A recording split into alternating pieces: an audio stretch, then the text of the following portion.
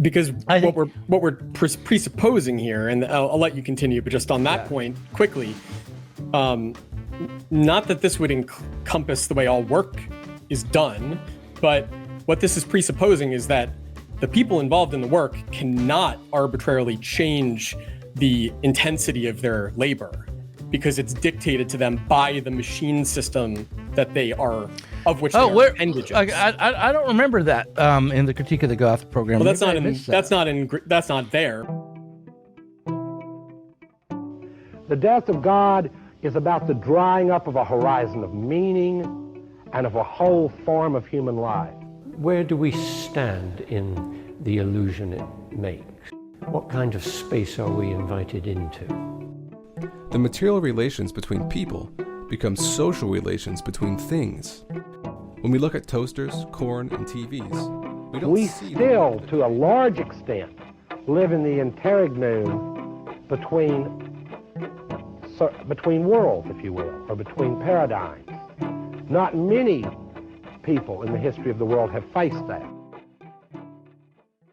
Diet Soap is a Sublation Media podcast. Reid Kane, the man from Twitter, or now X, known as a Labor Republican, at Labor Republican on X, also the old-fashioned Marxist. Also one of the readers for the Reading the Left podcast on Sublation's Patreon. It's coming up as a curmudgeonly old-fashioned Marxist. Putting out these correctives, long screeds. I admire them on Twitter. And Reid was nice enough to agree to come on the podcast today to talk to me after I retweeted one of his, very useful and interesting tweets, and, in support, and then messaged him directly and said, there's one aspect of this tweet that I am concerned about. It's not that I disagree with it. It's just that I don't fully know if I understand it. And it had to do with essentially the task of the working class overcoming itself. And that's what we're going to talk about today, Reid. But before we dive in on that, thank you for coming on the podcast. My pleasure. Yeah. And I guess I should also ask you to begin with what you see your project as being in this political moment. Why are you putting out these old-fashioned Marxist tweets today? What is your aim with doing that? Yeah, it's I fancy myself something of a writer, but I've never been very disciplined, in terms of meeting deadlines or making commitments even. I feel like I need a certain level of urgency in order to get my thoughts out in a at least half coherent form. This is something I kind of discovered over previous years when I was writing a lot on Facebook, on my personal Facebook page, which had a handful of people might have seen that stuff, and I was putting a lot of energy into writing that. And Twitter is definitely a much more, or X is a much more, you're tending to post things for more of a kind of broader audience than just a circle of family members and friends and so on. So I kind of switched over to Twitter to kind of see if I can make something a little bit more of that.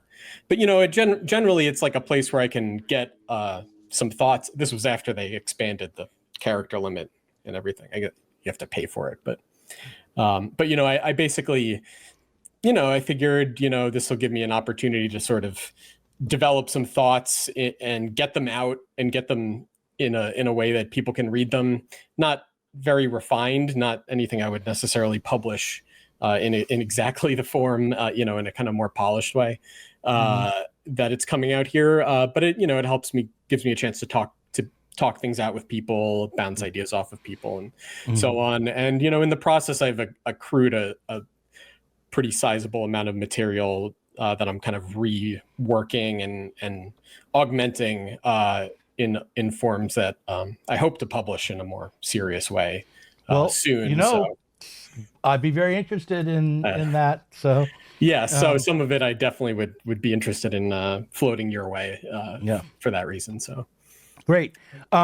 So you're an old-fashioned Marxist, and which means that you advocate for the organizing of the working class as a political force.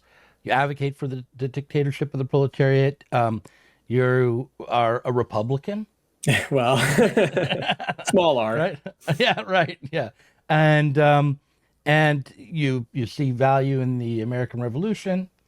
And in many ways, I see what you're saying as being in line with, although approached from a very different angle, is what Chris Catrone or Spencer Leonard would say when they're daring to say something positive. And I mean, I am a member of Platypus. I'm really kind of an inactive member. It's been, I've been a member for a very long time, but I haven't been very active for a number of years, mostly because I'm not just. It's a project that's very oriented towards students and college campuses, not exclusively, but very heavily. And I'm just completely outside of that world now, so it's a little difficult to kind of get into the flow of things, But I did receive the better part of my education in this stuff from Chris and Spencer, among others, and so on. So yeah, but no, I mean, just in terms of the actual politics of it, I mean, I have a very defined sense of what Marxism is in terms of like the original Marxism of Marx and Engels, and the orthodox Marxism of the kind of immediate followers, their immediate followers in the social democratic movement of the late 19th century, early 20th century, the revolutionary social democrats, like Rosa Luxemburg, Lenin, for example, Eugene Debs.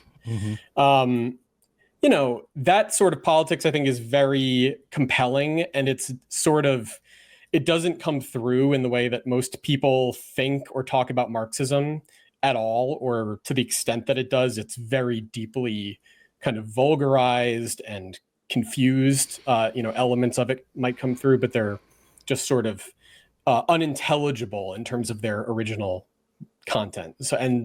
So for example, like the central concern, the central kind of pivot of a Marxist politics is the necessity of the proletariat organizing themselves into a political party, organizing themselves as a class in the struggle for political power. And getting to that point was, in a sense, the first fundamental concern. Now, how you get to that point is not necessarily a question that there's like some sort of mechanical answer to, but that was, in a sense, the first concern, is to get the proletariat moving as a class in the direction of independent political organization, and putting that aim out there as not only something that could be done but should be done, and for these reasons, is just something that I don't think you see on the left very much at all. To the extent that you do see something like it, it's in the form of like these sectarian organizations that claim that they are the party that the working class should join, or else have some sort of very overwrought idea of what such a party would have to be and do, what its program would have to be, and all this kind of stuff. And they're trying to push that, whereas that just was not the Marxist approach. It was never. I mean, just read the Communist Manifesto. The second chapter lays out very clearly what the role of the communists is, the Marxists, in that sense. And it's not about saying like, this is all the stuff that you need to endorse, this is all the positions you have to take, this is all the correct ideas and the incorrect ideas, these are the demands you raise, etc. Not at all. The whole message there was, we are the ones that are trying to push the proletariat further in the direction that it's already moving, by virtue of what it is, by virtue of its economic existence, its conditions of existence, and the necessary trajectory. Of course, at that point, it was the proletariat already had organized itself into a political party, at least in England, and it was moving in that direction elsewhere. So it was, it was definitely a much more kind of a live prospect at that time than it is now. But I don't see any reason to think that the general kind of necessity of that has been exhausted or has changed.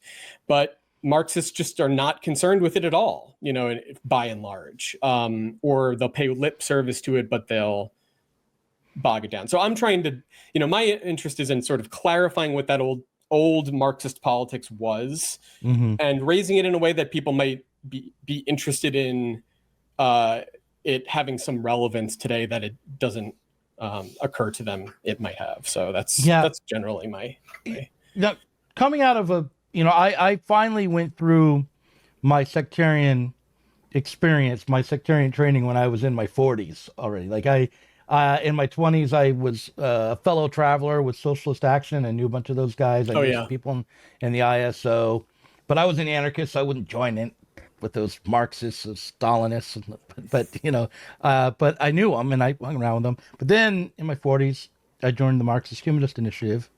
And what you are saying about the task of Marxism being to help push and support the movement of the working class in the direction that they are already going towards forming a party and becoming a political power,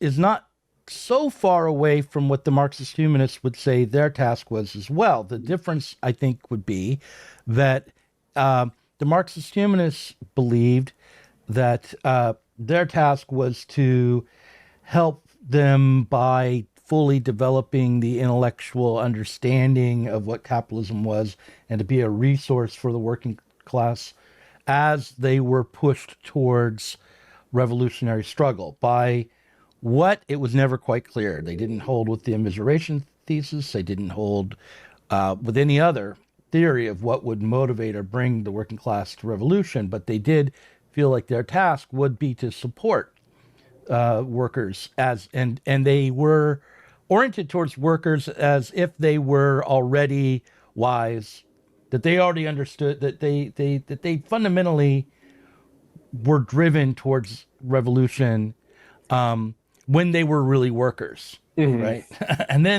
But then as Trump came along, then the figuring out who was a worker and who wasn't suddenly became very important, and so I do think that there's in what you said, and I'm not saying it's in the original Marxism, maybe it is.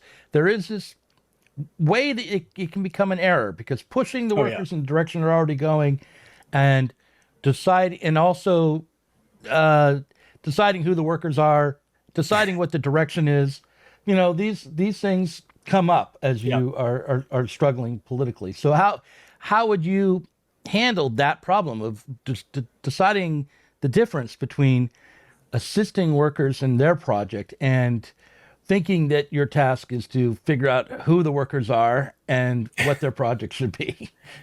Yeah, no, I mean, that's a very good question. And, obviously there is a great deal of, there's a lot of that, it's not just the Marxist humanists. There's like any various, current of 20th century or post 20th century Marxism has, some version of this of, on the one hand, we know the right answers and we need to bring those right answers to the workers.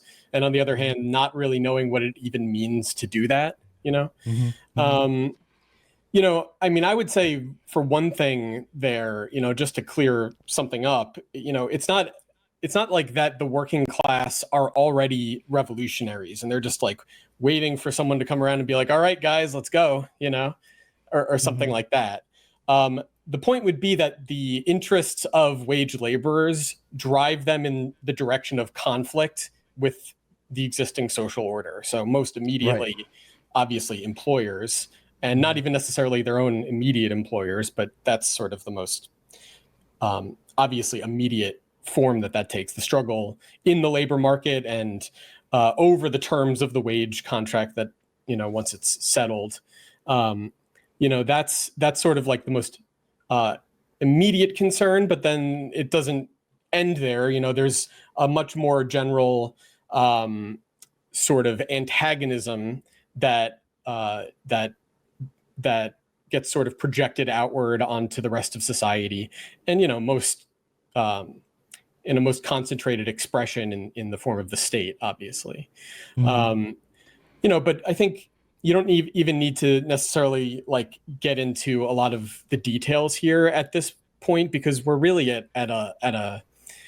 we're kind of at a place where the left, Marxist, however you want to think about it, the group of people with this general set of concerns of like maybe organizing the working class or something like that, if they're even willing to consider that idea anymore, and don't turn it into some sort of like a race thing or whatever. There's like, there is this kind of desire on the one hand for, or this kind of imagination that the working class will just spontaneously agree with whatever we think is correct. And, that ends up being like frustrated, a lot of the time, and leading to kind of a sort of reorientation away from this imaginary version of a classical Marxist politics. And then on the other hand, then it kind of takes the form of a sort of condescending attitude of like, they don't know better, they need to be told what's right, etc. And really they're kind of like, those errors are kind of like complementary. They both reflect some kind of basic confusion. And I'll kind of like get at what I think that clearing up that confusion would look like. But one way that this is often, people try to bypass this problem is by pointing towards the existing organization of the working class, so the trade unions most directly. And there is a point to that at some level, but that point is completely lost on the people that often make this gesture, because what that ends up meaning these days is your politics have to be oriented towards the Democratic Party, because that's how the union movement's politics are oriented. And really that's, I wouldn't go so far as to say something like the unions are like a completely bankrupt, social institution that has no, that has no potential role to play in a kind of revival of a working class politics. Not at all. But the fact is they aren't active agents of an advancing class struggle.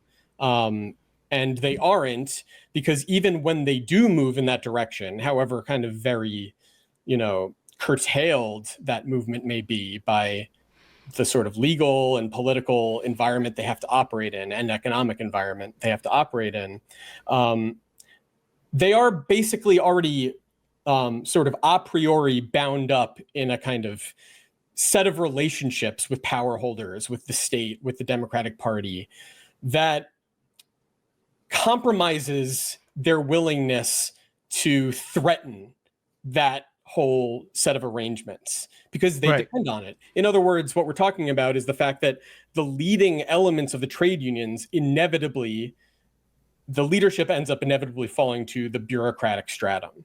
That sort of, that is the sort of practically functional element of the leadership. And as such, they have an inherently conservative character.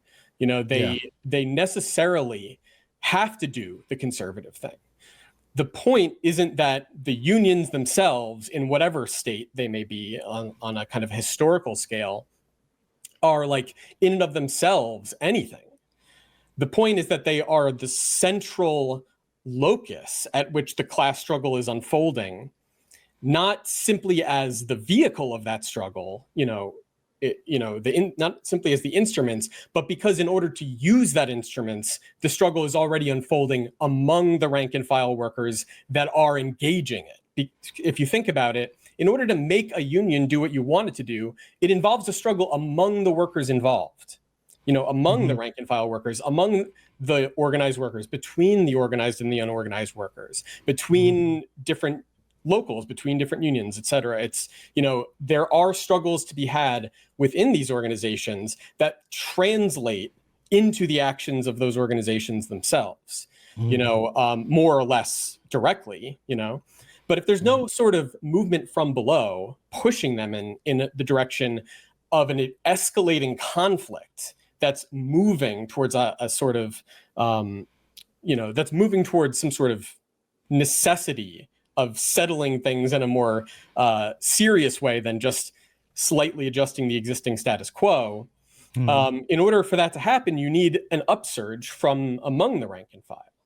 And that's not something that you can just, so what a lot of leftists think is that, well, maybe you have to join the unions. Maybe you have to, salting, becoming, getting a job in one of these unionized workplaces in order to become a member of the union, and then, infiltrating them, or even just intersecting them from without by distributing your newspapers to them or what have you, outside the factory gates. There's different approaches. But in general, the idea is that it's the responsibility of these radicals to go out there and get the working class to do something, get them to move, to say, hey, why aren't you guys struggling? You should be struggling. That's just so backward. That's so backward because the whole point is that it's the movement of the working class that the Marxists are orienting towards and trying to help clarify in terms of how it's consciously grasping what it's doing. And if there is no movement like that, then there is no object to engage. Right. When I was again back to the MHI, when I was in the MHI, that group considered itself to be anti-vanguard, and the question, the kind of questions that we're talking about right now, the role of the socialists, was understood as being divided between the vanguardists and the anti-vanguardists, and yet the MHI did have some campaigns where they would bring Hegel to factories, Oh my God. Yeah. This is a rumor. I wasn't there for this, but I would not doubt it for a second. I kind of find it charming. I kind of find that go give a seminar on Hegel for the workers. Maybe one or two of them will find it interesting. But the real question was, how do you bring your understanding to the workers without being patronizing and without trying to direct them, but instead being a resource for them? And that's what they were trying to do. But I also knew somebody back a little earlier who was a member of the ISO, and he went and joined UPS so that he could become a part of the union in order to try to radicalize the union and radicalize the other workers. And it does seem to me, as when you were describing the task, that if you want the workers who are struggling to use the unions, which are kind of captured by the state at this point, the Democratic Party and the state, the NLRB, if you want to push those unions to be in confrontation with capital, then you have to organize the workers inside the unions. You have to organize them within the organization, right? Yeah. And so that would lead to someone going in as a member of the ISO trying to organize the unionized workers. That's true, but I think there's still a bit of, and not to put this on you, this is just the way things are thought about, but I think this is still a little bit, it's the idea that the socialists need to be the ones organizing the workers, I think gets things still a bit backward. Not that socialists can't play that kind of a role in the sense of helping to build organization. But it's not as if the task of the socialists is to organize the working class. That is sort of, that is really the sectarian perspective, that we need to shape and mold the class struggle, the class movement, with our brilliant ideas. These are the ideas that the workers need to take up. And if they don't, then they're going to fail. So we need to get them to join our group, because when they join our group, then they're saying, we agree with these ideas. That's again, not to be too, not to not to beat a dead horse, but I think this confuses things in a way that, and part of the reason it's plausible is because, again, there was a very high level of movement and organization among the working class at the time that Marx and Engels were writing, throughout their lives, really. Even at its lowest points, it was, in a sense, a lot higher than it is now. That, they didn't really confront so much this problem of how to get the workers moving when they're in a state of kind of lethargy or stagnation. Mm-hmm. To the extent that they did confront that as something that had happened to the English working class. Mm-hmm. And they were in England, in particular in the 1860s, 1850s, 60s, 70s.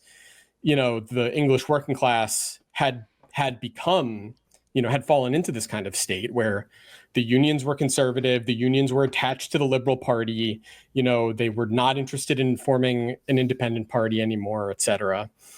And, they did, for example, encourage some of their, for like Eleanor Marx, for example, Karl Marx's daughter, they encouraged them to go out among the workers in London and try to kind of agitate, try to get them interested, especially the kind of worse off workers. But it wasn't as if they had to go out there and build these organizations, themselves by trying to find people by ones and twos and pull them in, Mm-hmm. The point would be the workers, when there's a high level of agitation among the workers, and discontent among the workers, they start moving themselves. And that when that movement has, relatively higher level aims than just expressing discontent, in order for the movement to continue in the direction it's trying to go, it has to take on an organized form. And at that point, of course, educated intellectuals with experience building organizations can play a very important instrumental role, in helping bring those things together. Mm. But the idea that you could just go out there and build that under any conditions just doesn't make any sense. It's you're trying to sow seeds in a salted field. Nothing's going to grow, and so all you're going to have is just like this nothing. You're going to be sinking a lot of energy into a hole in the ground. And that's what they actually, so they criticized the people that were calling themselves Marxists in England at the time, like the Social Democratic Federation and so on, as just, it was like a joke, like they weren't taking this seriously. So they said, Marx and Engels said, well, it's not so bad to be in England with nothing really going on, because it gives us time to focus on the theory, which is really important, Mm-hmm. Right. Yeah. Okay. So, right. So I believe everything you've said is basically right. But one of the funny things about listening to you and listening to Chris and others, Spencer, is that there's a way in which what you're saying is a repetition of what any Marxist sectarian group would say, and then there's it's almost a matter of hearing it a little bit differently or taking it in a little bit differently. It is. So I do understand what you're saying when it comes to something like the Campaign for a Socialist Party, which I'm trying to get more involved in and have Sublation support. The question becomes, if the socialists aren't going to directly start these organizations, how then could we try to build the rudimentary forms that come before them, the social, the civil society institutions, just the regular social organizations that people of all types used to spontaneously create, which have been kind of decimated over the last 30, 40 years. How can socialists attempt to do that without becoming, to put it in the wrong terms, probably vanguardist or patronizing or just deluded? I would say sectarian. Sectarian. Yeah. What do you? Well, so go ahead. Sorry, I didn't mean to cut you off. No, it's fine. No, you're absolutely right about that, and I think I don't think that's a bad thing. I think part of the ethos of Platypus, is that there is like a kind of a piece of truth, at least a piece of truth held on to by all the various, kind of currents and flavors of Marxism and leftism that are out there. Although you need to kind of extricate it from the mess that it's in. And it's not as if you can kind of like take those pieces and put them together and make the left, make a real serious left politics. You can't, but they can help you understand how things got into this state, and also help draw your attention back to the point of reference.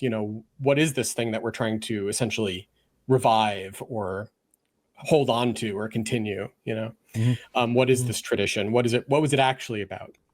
In terms of what kind of organizations we need to build, I think a big part of the problem is the standard model of organizing, for, essentially since the 1920s, has more or less followed the lead of like the Comintern style communist parties in terms of these sorts of very highly, this caricatured idea of like the Leninist party, right? Of like a sort of top-down militarized sort of political party, where it's like a very, very defined hierarchy and with clear roles and divisions and so on, based on the conditions of entry for the Comintern, that sort of thing. Or at least kind of generally approximating something like that. It should be some sort of very centralized, very organized, body with kind of strict rules and so on. But also kind of more importantly than the structure, the inner structure, is the goal. The aim of the organization is to recruit people, to recruit members, and to recruit as many members as possible. Essentially to pay dues, to fund the organization, but also ostensibly because you're building a party or something, or at least you're kind of accruing cadre who will eventually start building a party or something like that. And, the problem with that model, the fact is that model isn't terribly unique to the 20th century either. It's just sort of like a somewhat more overwrought version of the sort of organizations that populated the socialist movement throughout the better part of the 19th century, especially the early 19th century, which were, they weren't necessarily as strictly organized or as centralized, but they did have a similar character of essentially, what they were essentially doing is trying to build kind of like churches. They were trying to get a congregation together and to spread the good word and to have new churches pop up in other communities and link them together. Essentially they're trying to win people over to some set of, ideas and connected with them a community of people that believe those ideas and that do things together and that have a common interest among themselves. And all of that, generally speaking, is not like verboten or something, The point of all that, the point of everything I was just describing is like, these are the sorts of things that leftists and Marxists have been trying to do for a long time, more or less, in one form or another, to rebuild the left, to rebuild socialism, to rebuild a socialist party or whatever.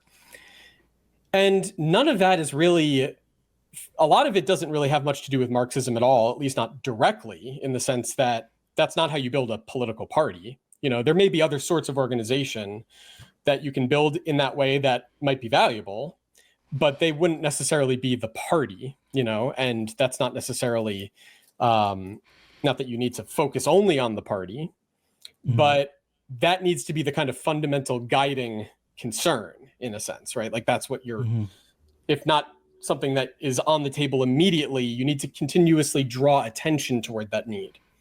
But, besides that, besides the fact that that's not what's needed, there is something that's needed that just isn't done. And it does require organization, but in a very different sense. It's not organizing in the sense of recruiting members to pay dues as of the body of essentially a kind of fraternal organization.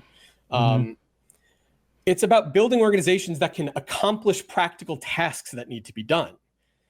And the sorts of practical tasks that, in my opinion, need to be done right now, well, there's a lot. But one thing that I think is definitely needed, and that there isn't really a venue for it, is to have a serious locus of discussion for these ideas that doesn't sink into the muck of the Democratic Party. You know, so what we've had since I was, you know, in college, has been this kind of, there've been like this smattering of sects out there. Some of them are still hanging around. Some of them have fallen by the wayside. A lot of them have consolidated into DSA, directly or indirectly, officially or unofficially. You know, but then there's also this kind of broader milieu of people that are not affiliated with any organization, but they're sort of hanging around. A lot of them get turned on to this sort of stuff in college or now by the internet, I guess. And, you know, they may discuss their ideas on social media or at like a protest or something, but there isn't really like, there aren't really any publications that are putting ideas out there in a serious way that aren't just really the mouthpiece of one of these membership organizations or something. You know, the only examples I can think of, I mean, I'd say Sublation is that, but Sublation is rather new still. And what you were doing with Zero Books beforehand was something sort of along those lines as well. Jacobin is obviously the biggest example, but Jacobin steered everybody in its orbit directly into the Bernie Sanders campaign in 2016 and into anti-Trumpism, even if of sort of a soft kind, you know? So it really, and obviously the entire perspective of Jacobin really from the beginning was oriented towards doing something along those lines, you know, because they were attached to DSA and that was DSA's, you know, whole perspective. And there's, you know, a few others as well, none of them necessarily as big as Jacobin, but they all sort of have that same basic liability. There aren't really, and there's not really anything out there that's putting forward positively a kind of some ideas about what a serious Marxist politics would be that doesn't either turn it into some sort of like academic, overly, you know, academicized, you know, theory, or turn it into essentially a kind of soft peddling the Democratic Party as a radical left party of some kind, you know? So I think that is needed and nobody's really doing that. I mean, again, you are kind of doing that, trying in to. a way. I don't think I'm not getting there yet, but I'm trying to. But one person or one small group of people building some sort of an enterprise, you know, an enterprise, you know, a scary word, to, you know, produce things to sell essentially, you know, right. In the sense of intellectual, and not just the intellectual side, but, you know, that's my primary concern. There's not a lot of that, and there needs to be a lot of it. Because what we need is to be having these discussions in a non-dogmatic, non-sectarian way where we can actually air out the content of this tradition, as opposed to keeping it confined within the rigors of this or that strictly defined sectarian standpoint, or just the kind of mush that you get on the broader Democratic Party oriented left or the academic left, you know, which are both sort of there's a small milieu of these kinds of entrepreneurs, right? Yeah. And they can sometimes they're entrepreneurs and academics. So someone like Daniel Tutt is both an entrepreneur, but he's also making a career for himself as an academic at the same time within the left academic sphere. And then there are people like Jason Miles, who's another entrepreneur trying to debate these things. But the danger for all of us, these independent folks, is that we're going to get drawn to one way or another into being in the orbit of a bigger player. And the other danger is that just the overall climate of anti-intellectualism that we're operating within, I think. But also conversely and dialectically, there's also the climate of hyper-intellectualism or academicism, you know, and theory. And when I was at Zero Books, I saw my task as being to reintroduce a Marxist humanism to the left. And, you know, I definitely thought of myself as being in service to the MHI. At first to Kleiman, and just his ideas, his books like The Failure of Capitalist Production, and Defending Capital. I forget the other name of the book, but I should know it. But then to the MHI overall, And then I fell out with them, but I still wanted to continue holding on to what I thought was a central idea of that particular sect, which wasn't the notions of the sect, because those were really formed by Raya Dostoevskaya, and the additions that Kleiman were making to the news and letters, and then to the splinter groups, the International Marxist Humanist Organization and the MHI, had to do with value theory. And you could find these value critics in a variety of different places. There was the people who orbited around Moishe Postone. I think they're mostly Germans, the Wertkritik people. They had their own theorists as well. There were some American journals that were taking it seriously. That the value form people, the communization people even had an element of the value critique to their theorizing.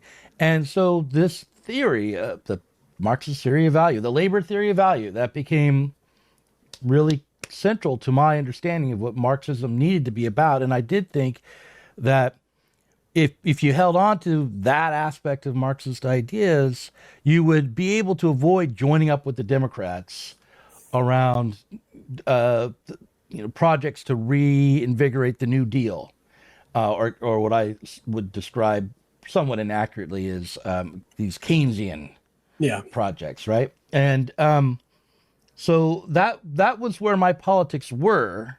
But then when Trump was elected and I was thrown out of the MHI, and I saw the left regress, because I think after 2008, the Marxist left was at a better place than it is now. I became confused. I also thought, this theory doesn't have a politics to it. It doesn't. It isn't political, really. It may be a guide somewhat for politics, but it isn't political in and of itself. And yet, the reason I asked you on the podcast today was so that we could talk about that theory, and not just as a theory, but also in a speculative way. If we were to imagine a revolutionary moment where we had done the things that needed to be done to organize the working class as a political force, they were actually presenting a true challenge to the Democrats and Republicans, to the capitalist parties. They were seizing power politically. There was a dictatorship of the proletariat. It seems to me there still remains this question of how do we reorganize society around a value that isn't the labor theory value? Would workers organize themselves productively, if not based on labor time? And I want to show a clip that from the Platypus Affiliated Society panel meeting with the Wertkritik people from 2013, where Pam Nogel challenged the kinds of people who think like I do to engage with history, and then and you can pick that up, or you can pick up what I just said after on the other side of this clip, and I'll see how long I run it. But here it is. Specific questions for each of you, but I think that in continuation maybe of the workshop that Milchman from the IP presented from yesterday, one of the people in Platypus, Suni, who's not in this room right now, raised the issue of the philosophy of history as an approach to the history of the left, and what it means to deal with attempts at, we could put it in this way, attempts at overcoming the value form in the 20th century and previous moments, but specifically in the 20th century. Because just the way that you presented your presentation, it was as if these texts presented an intricacy, a complexity that otherwise couldn't have been grasped by revolutionaries prior to this moment, that there's a kind of necessary deepening. And it implies this corrective, at least from what I'm getting from the panelists, that there's a corrective of how difficult it actually was to challenge capitalism. And without really understanding, as Elmer put it, you said the immensely complex task of emancipation, without really getting it, well then revolution or attempts at revolution necessarily going to end up in failures?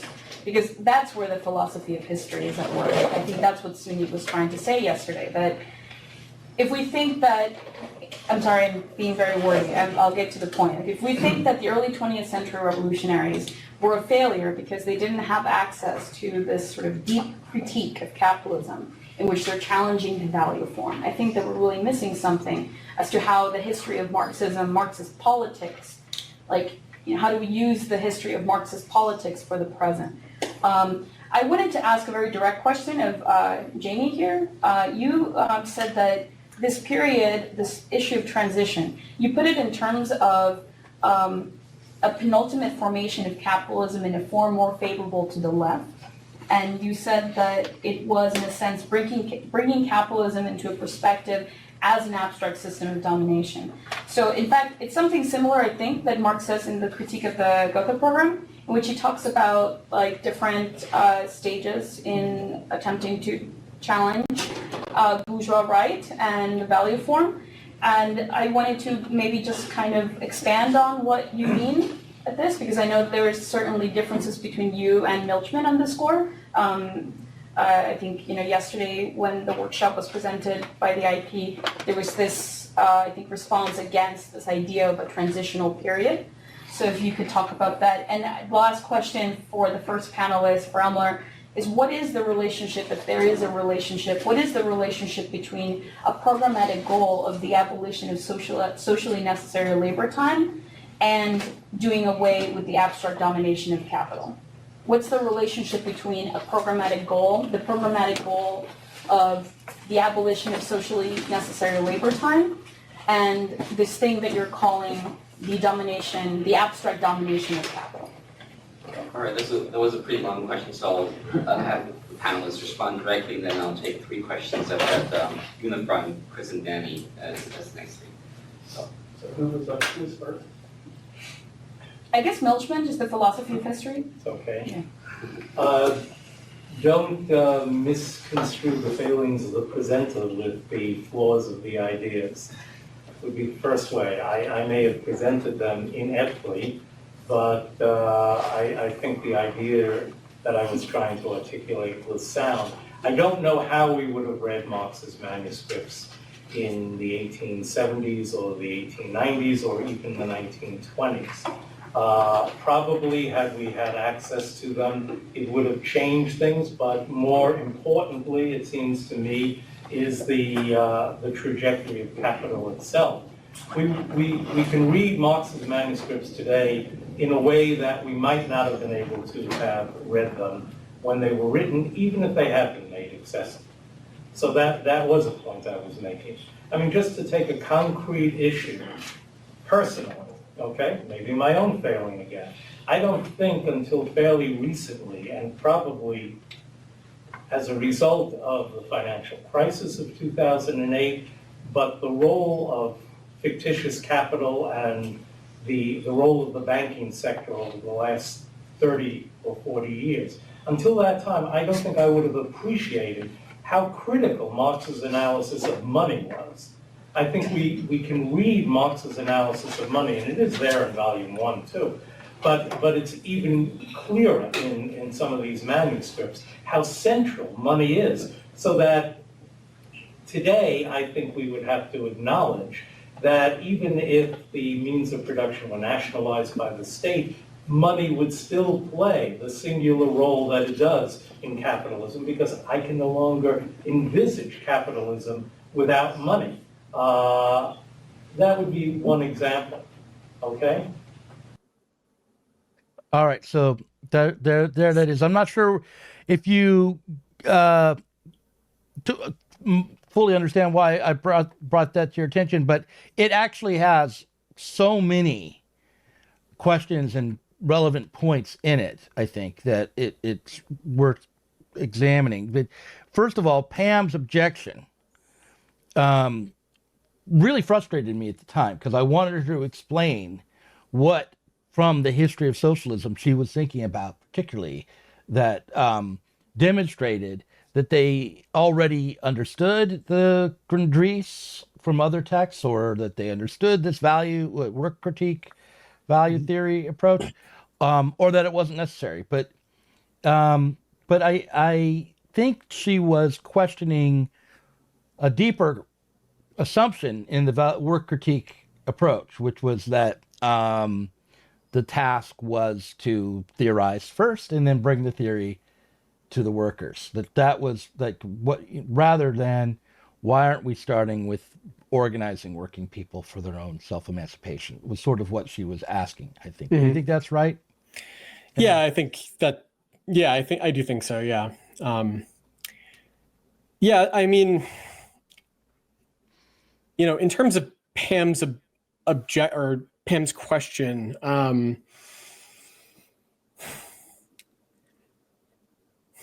yeah, I don't know. I would need to think about exactly what she was trying to get at there. You know, I think you have a point, but it's not wrong. If that was what she was getting at, which is what we've been discussing so far, then there's certainly a legitimate point. But it seems that she does go beyond that too, that there's something from understanding the history of Marxism and having a historical view that also would assist us today, that would go beyond understanding the value theory as a theory kind of in the abstract. So there's 2 points. One, the task is political. We need to organize workers for their self-emancipation.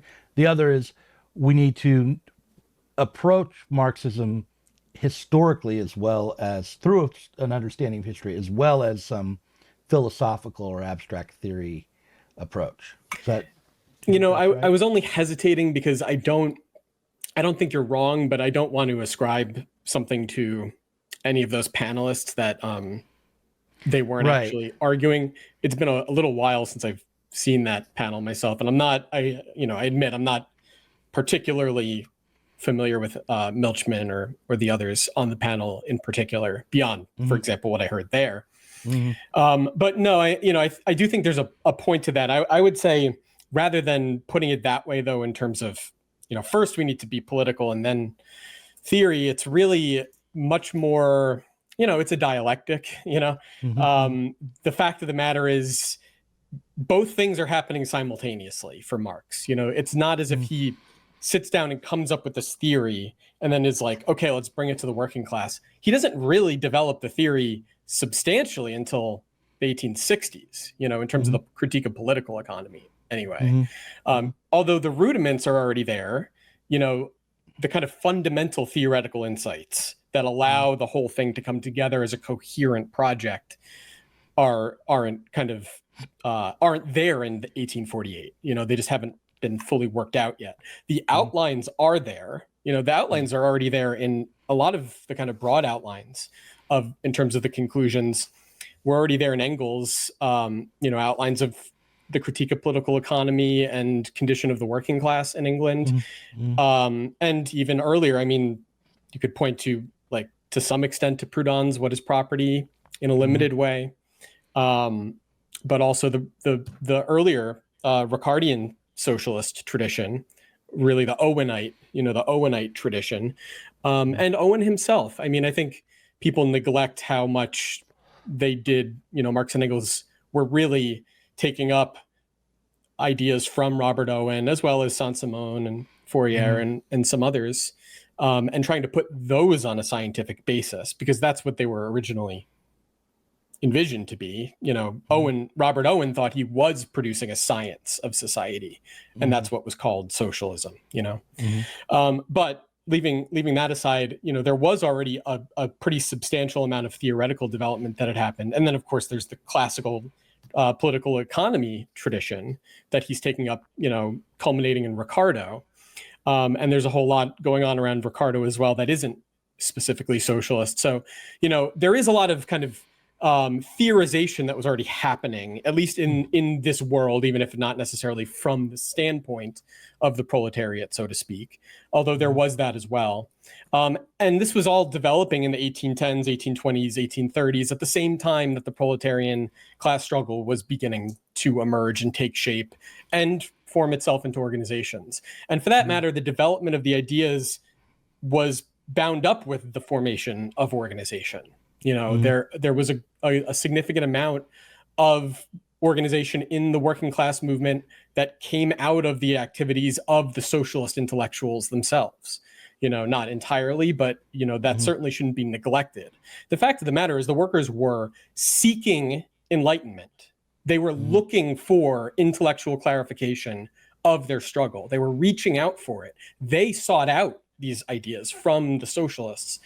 The socialists did not think the proletariat at the time was any sort of a vehicle for realizing their ideas. You know, this is a point Marx and Engels make a lot. In terms of, so, you know, and for that matter, Marx, I think, is pretty clear for himself that, as he puts it, the educator must also be educated, right? In other words, like, it's not just that the proletariat needs a Robert Owen to guide them in terms of helping them overcome the condition they're in due to the Industrial Revolution, but Owen himself needs to learn from the struggle of the working class what exactly the nature of the problem he's trying to address is. You know, right? And he does, to some extent, make progress in that direction. The fact that the proletariat wanted to get information from Owen should inform Owen's theorizing, because he hadn't taken up the proletariat as a subject, and by not doing so, he hadn't fully understood the labor theory of value or what's driving society, or who just exactly what the social relations were. Right.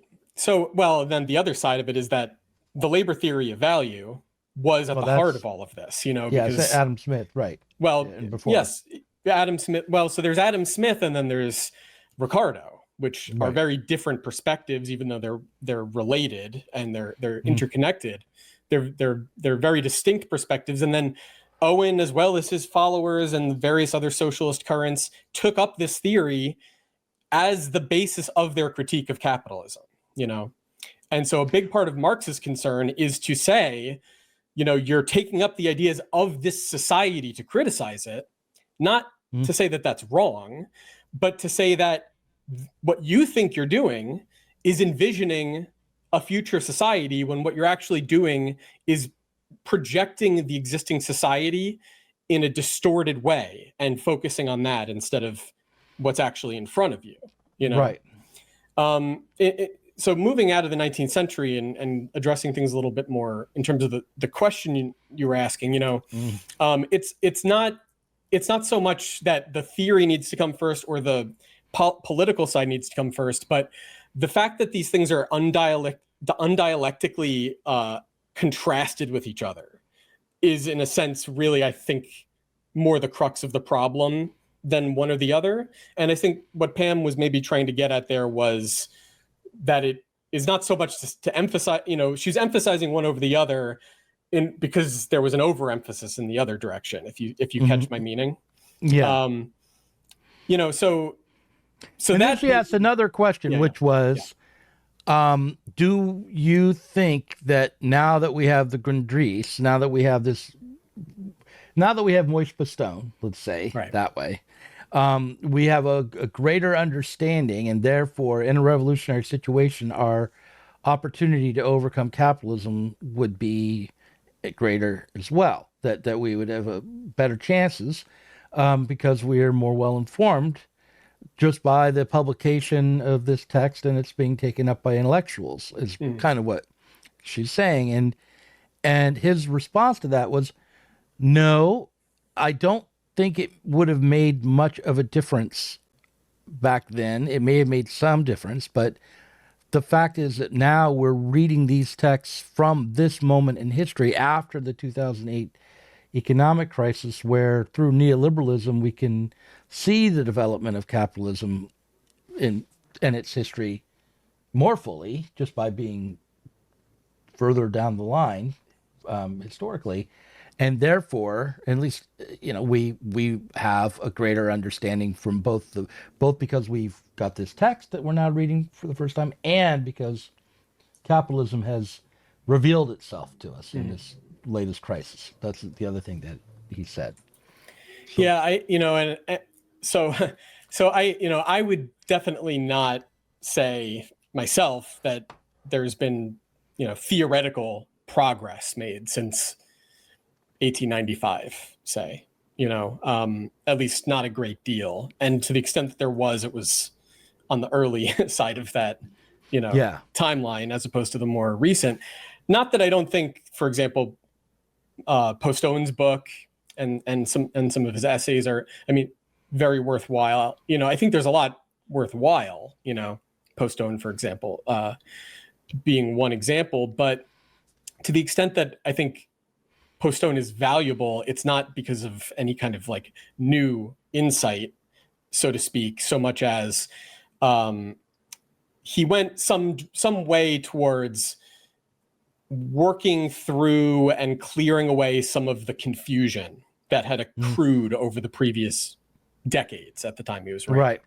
Right. But he didn't understand exactly he didn't understand what he was doing exactly in that way, or at least not quite the way I was. Yeah. He would have said, like this Wertkritik guy, that confusion had political consequences in the past, and that confusion accrued through the Marxist tradition, and the Marxists, even like Rosa Luxemburg, had some confusion, and that so he was clearing away confusion that had developed historically, and that also had an influence historically. Well, and so, my other point about Postone, like pretty much, almost any figure you could point to from that period, the last century, is that to whatever extent he did help clarify things, he also introduced kind of new sources of confusion or propagated existing ones. And a big part of that is what you were just describing, namely the way he thought about the problem, I think is just fundamentally misunderstands where all this confusion came from in the first place, which is it wasn't that the political movement itself was confused. It's not that was itself a mistake or was conditioned by a kind of immature phase and reflected that immaturity in its kind of the way it thought about things or anything like that. I think the whole conception of traditional Marxism is very flawed. It would take a little bit more of an argument to make, a little I'll bit more grant time you to that. make And that argument. But I'll back you up with a small anecdote. Can I just back you up a little bit? I'll just say, like the revisionist crisis, right, with Bernstein, right, and Lenin and Rosa Luxemburg.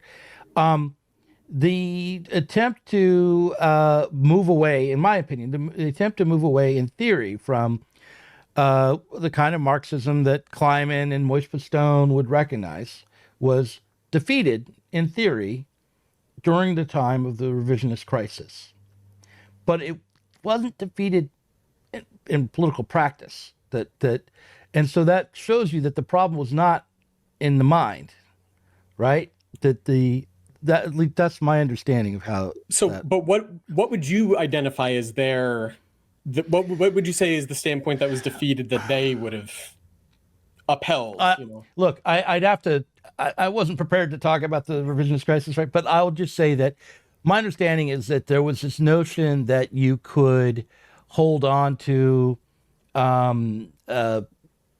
value as a mediating force in society and the state to manage the crisis that it produced, and still arrive at socialism through these mechanisms. That you did not need to actually overcome the primary class relation that produced value as a mediating structure in order to create socialism. That Bernstein's position was that if we just had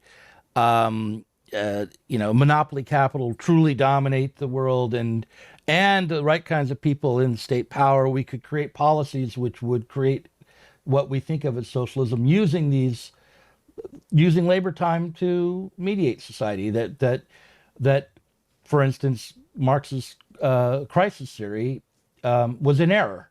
That the contradictions that Marx saw arising out of this form of life weren't really there, and and Luxemburg and Lenin disagreed. This is my very sketchy summary, but would you disagree with? No, I just don't think that necessarily, Postone, for example, would have felt like either side really was right in that dispute, because I think, maybe on some of the details, but the fundamental political point of holding on to for me, the value critique, it was won out in theory. Whether or not you want Rosa Luxemburg was too much of an underconsumptionist or whatever, maybe Postone would say Lenin got wrong. At least the fundamentals, the fundamental need to overcome that form of life, that social relation, in order to create socialism, was won out in theory. So, look, it's hard to generalize about value critique. There's a lot of different perspectives in there. Even sticking to Postone can be tricky. But let me kind of go back to the previous point and then get to this question about value a little bit. So I think in terms of the level of theoretical advance versus practical advance, and the potential for, revolution that may or may not have been present around 1917 versus 1968 versus today. I don't think that there's been any kind of theoretical advance, not because people are stupid now or something, but because the conditions that were, not just facilitating, but in a sense compelling a theoretical advance during the 19th century. It wasn't just that Marx was a really smart guy, there was a need for it, and that need was emanating from the class struggle itself. And Marx filled that need in a way that a lot of socialists were trying to fill that need, and non-socialists for that matter. Marx won. He won out. His perspective became the dominant perspective by the end of the 19th century in the socialist movement, theoretically. Now, it also became the dominant political current in the SPD and the Second International. Although, you have to ask to some extent, what is the relationship between those two things, right? Is it simply a matter of if you understand Marx's theory, you're going to have the right political perspective, the right political priorities? Could those two things come apart? Could you agree politically but disagree with the theory? And these were live questions at the time. I don't think it's necessarily productive to put it quite that way, because for that matter, you can agree with the correct theoretical standpoint and the correct practical standpoint, and nonetheless still botch your role as a leader in the movement by virtue of being a bad leader, by virtue of, and that really as much as the revisionist dispute was a theoretical disagreement, and there was obviously a political as well as a theoretical aspect to it. What it ended up really being about, although this didn't become clear until 1914 through 1919, what was really at stake wasn't the correct theoretical line or the correct practical line per se, but the character of the leadership of the organization in terms of its orientation towards the working class and the broader class forces in society. The leadership that ended up prevailing, it's not that they had the wrong ideas or even the wrong political commitments, but they were essentially, bound up with forces that drove them towards conciliation. So the question is, were there forces within the working class movement, within this revolutionary struggle, driving in the direction of an actual revolutionary conflict on a world scale, in Western Europe, in Germany, in France, in England, which is what would have been necessary. So that gets me to the other point. But, just to wrap this up, there hasn't been this sort of coherent advancing struggle that puts a certain that kind of enforces a certain degree of rigor on the people thinking about these problems since then. And another part of the problem is even when there was that, there was also at the same time developing within that movement a tendency pushing in the other direction, namely a tendency towards vulgarization, towards capitulation, towards, essentially giving up on those theoretical assets, because there was a tendency within the movement to back away from the advancing struggle towards a more conservative position, that was developing all along. And it wasn't just, again, it wasn't an idea that moved people in that direction. It was a current within the movement. So there's a current that's moving in the direction of revolution. There's a current that ends up recoiling from it. And then there's this large element in the middle of the rank and files, membership of these parties and the various constituent organizations and, the various levels of leadership. There is a give and take, a back and forth, trying to pull the whole, mass of the party in the direction of an advancing struggle, not just in Russia, but in Germany and so on. And, that ended up not panning out. So I think you need to look there for what went wrong. It's not just that they had the wrong ideas. To the extent that there was theoretical confusion or that there was deviation from what you might think of as like an orthodox Marxist political line, you need to think of it in terms of the balance of class forces at work in society and in the organization and the milieu, the movement, and the fact that people don't trace things that way, so I feel like that was maybe behind Pam's question in a way, that they're thinking about things in this way that just doesn't really correspond to how things actually work in reality, And so then getting to the other side of it, this theoretical question, about like value, for example, which, you're trying to get me to address. So let me try to address it pretty straightforwardly. I think part of the difficulty with value, with addressing this question of value, is what exactly are we talking about, because Marx himself says in multiple places, but most famously in the Critique of the Gotha program, that value will continue to regulate the distribution of the products of social labor after the cooperative society of that commonly owns the means of production is established. Although he does qualify it. So it's not value in the sense that it exists now, where value appears as a quality of the product. It would be value in a different sense, which he specifies elsewhere as the value of the labor contributed by the producers to the common stock from which they appropriate their means of life. So it's not the value of the product, it's the value of the labor that you've contributed that you need to replenish, in a sense. Okay. It's the time that you contributed. Yeah. I want to kind of mark this moment in the in our recording as the first half, as we've gotten to the end of the first half. And I want to dare to say something heretical, and by saying something heretical, it may be that I'm saying something really stupid. And people can listen to the Patreon if they want to hear me say something heretical and stupid. So I'll end the first half here.